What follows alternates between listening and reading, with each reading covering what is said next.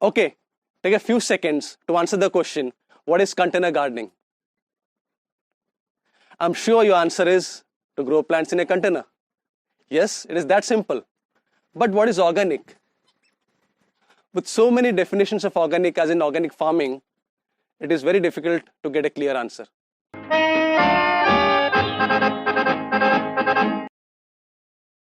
When you ask people around you what is organic farming, you invariably end up getting different answers. Some typical replies would be, it's non-GMO agriculture. There's no synthetic fertilizer or pesticide used. So if your farm uses only natural inputs, you can call it organic. Some even classify hydroponics as organic agriculture, though all it uses is synthetic inputs. So at the end of the day, you're left confused without any clear answers. Though you get a partial picture of what organic farming is, you don't get the complete understanding. Organic farming is not just about farming without synthetic inputs. It's a paradigm of agriculture based on regeneration and following the cycles and rhythms of nature. Hence, it varies across geographies, but in philosophy it remains same. So what is the principle of organic farming? In very simple terms, organic farming is based on the principles of efficient nutrient cycling. It's a closed loop system, balance, and it is based on the observation of nature. All in all, these four things can be used to describe organic farming in very simple terms. Let's look at each of them closely. What is nutrient cycling? Organic chemistry tells us that all living beings in this world are made up of carbon. There are other elements like hydrogen, nitrogen and oxygen, etc. But mostly it is carbon. And all that carbon actually moves from place to place. There is a carbon exchange between plants and the atmosphere in the form of carbon dioxide. Carbon moves from plants to human beings and animals in the form of food. We also give back carbon to the atmosphere. And when we die, we return to the soil from where plants get their nutrients. And then there is a very interesting nutrient cycling going on in the soil, which we'll be looking at in depth in understanding soil section. This nutrient cycling in organic agriculture happens very efficiently. Okay, that was about nutrient cycling. Now what is a closed loop system? In a system like this, different agencies of the system play the part of producers and consumers. In a closed loop system, all producers are part of the loop. There is no external agency providing input to the system. External inputs in context of organic farming are synthetic fertilizers and pesticides, etc. Organic agriculture must be sustainable and hence no external inputs are used. At the same time, it must not produce any waste also. In nature, there is no waste. Everything that is produced by someone is consumed by someone else. In a balanced system, there is no waste over time. Of course, there is no synthetic material that is used in the system, even if it is created within the system. Production of synthetic material invariably generates waste. And last but not the least, the human interference that happens in the system must follow natural phenomena.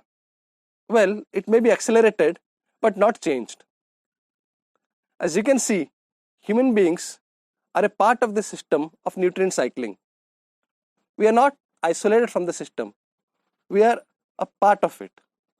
Hence, organic farming can't be called just a way of farming, but it is a feature of a way of life that is sustainable, balanced, and is in harmony with nature.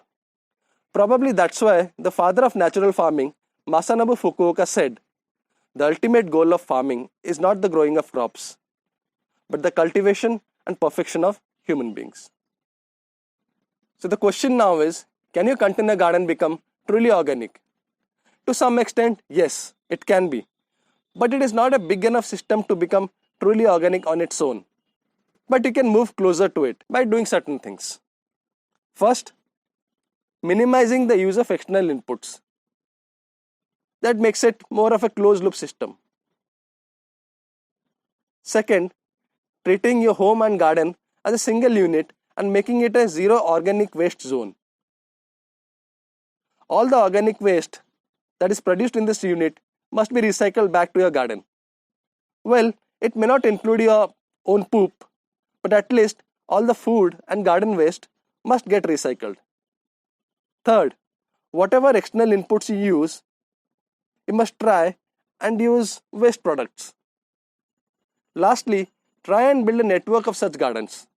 When the size of the system increases, its efficiency increases and waste becomes virtually zero.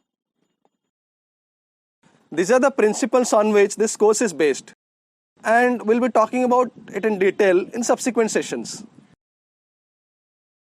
Was it too difficult to follow? Don't worry about it. It'll be clearer in subsequent sessions.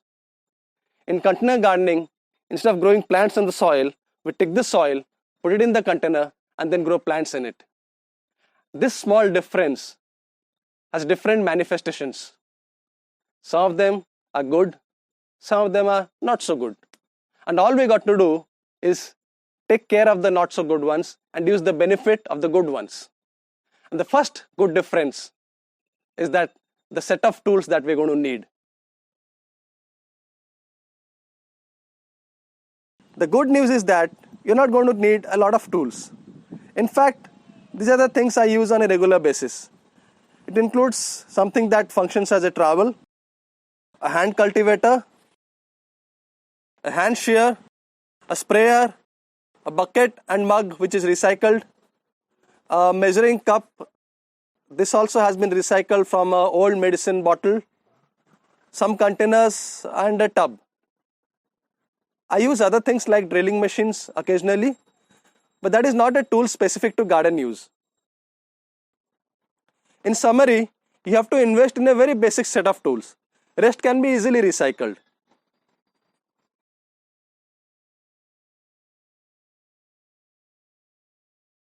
There are different types of containers you can use. Material and ease of availability wise, these three are the most common type of containers. They are terracotta pots, plastic containers, and grow bags. Your terracotta pot must be unglazed. An unglazed terracotta pot can breathe through its micropores and keep the soil aerated and cooler. In plastic, stick to HDPE, LLDPE or PP. These are basically plastics that can withstand heat or high temperature. Other plastics may leach toxins to the soil when they get heated. Look for these marks while purchasing or recycling your plastic containers. These marks will tell you whether the plastic is HDPE, LLDPE or polypropylene. Coming to grow bags now, you get different kind of grow bags in the stores. But what I am referring to here is the HDPE ones. These bags are temperature resistant and last long. If you ask me which of them is the best, then there is no clear answer. Each of them have their own advantages and drawbacks. Terracotta pots can breathe through their micropores and also do not heat up fast. But they break easily and can become very heavy. Plastic ones are strong, but they do not breathe. So each of them have their own significance. I would recommend using a mix of different kind of containers in the garden.